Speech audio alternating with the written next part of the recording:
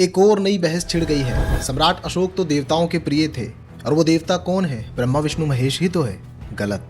इस एक शब्द ने लोगों को इतना भ्रमित कर रखा है कि लोग सही इतिहास को जान ही नहीं पाते। आज देव शब्द का अर्थ किसी अदृश्य अलौकिक शक्ति से होता है, जबकि सम्यक संस्कृति में दो महान सम्राट हुए, सम्राट अशोक और सम्राट समुद्रगुप्त, जिन्होंने अपने नाम से ज्यादा एक विशेष उपाधि को महत्व दिया, और वो उपाधि है देवानम प्रिय, यानी देवताओं का प्रिय। और ये इन दोनों के शिलालेखों पर दर्ज है। तो कौन है ये देवता?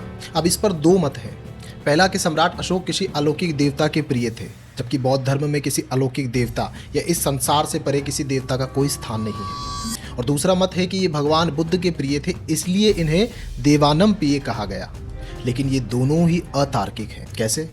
देखो, पहली बात तो अशोक और समुद्रगुप्त के समय में सम्यक संस्कृति में अलौकिक देवता नहीं था, जैसे कि मैंने पहले बताया। और दूसरा, सम्राट अशोक से बहुत पहले ही गौतम बुद्ध का महापरिनिर्वाण हो चुका था। अब जो व्यक्ति जीवित ही नहीं है, उसका प्रिय कोई कैसे हो सकता है? नहीं ना।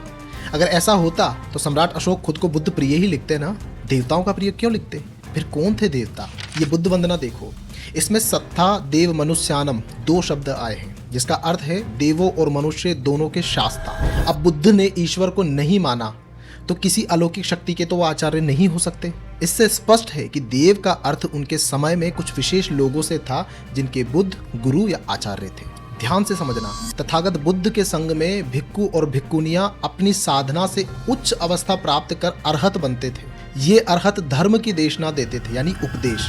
बुद्ध ने स्वयं कहा है कि जहां ये अरहत देशना देते हैं, समझो स्वयं बुद्ध देशना दे रहे हैं। और ये देशना देने वाले अरहत लोग ही पूजनीय लोग थे, जिन्हें देव कहा जाता था। इसका साक्ष्य हमें मध्य प्रदेश के विदिशा क्षेत्र से मिलता है। भरहुत स्तूप के पास एक नगर का नाम है देवास, और एक स्थान का नाम है देव कोठार। देव कोठार एक पहाड़ी की चोटी पर स्थित 50 से अधिक स्तूपों का परिसर है, और ये स्तूप सामान्य भिक्खुओं के नहीं बनाए जाते थे, अरहत भिक्खु और भिक्खुनियों के बनाए जाते थे। और यहाँ कोठार एक अपभ्रंश शब्द है, जो कि पाली भाषा में कोठा से बना है, जिसका मतलब होता है ऊपरी छत या निवास स्थान।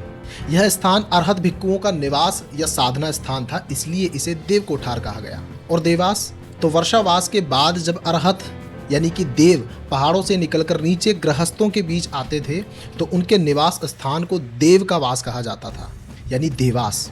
आज देवास के नाम से कई बौद्ध स्थान हैं। सम्राट अशोक ने अपने शिलालेखों में इन अरहत भिक्खुओं की बात की है।